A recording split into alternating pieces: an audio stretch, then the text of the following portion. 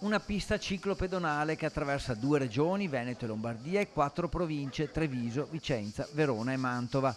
La pista Treviso-Ostiglia si arricchisce di altri 29 km aperti in provincia di Vicenza.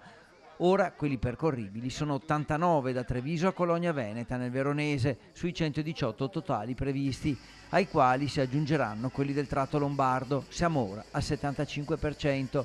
Da ferrovia costruita in tempo di guerra a percorso di pace.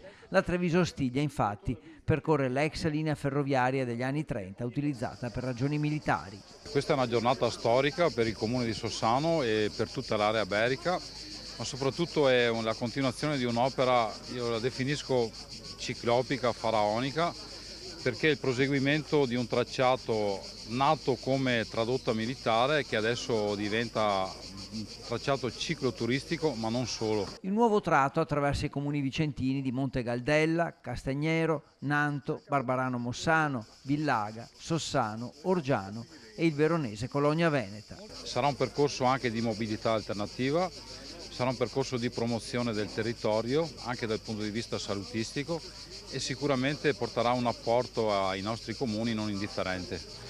È un sentimento anche di popolo dei nostri territori che significa partecipazione. Salgono così a oltre 2000 chilometri i percorsi realizzati in questi anni per aumentare l'offerta turistica veneta, green e slow, verde e lenta. Il percorso è interamente dotato di segnaletica e recupera anche i vecchi caselli come punti di ristoro, officine, alloggi e punti di noleggio. Quando sarà ultimata, nel 2025, sarà la ciclabile più lunga d'Italia, fra quelle ricavate valorizzando un tracciato ferroviario.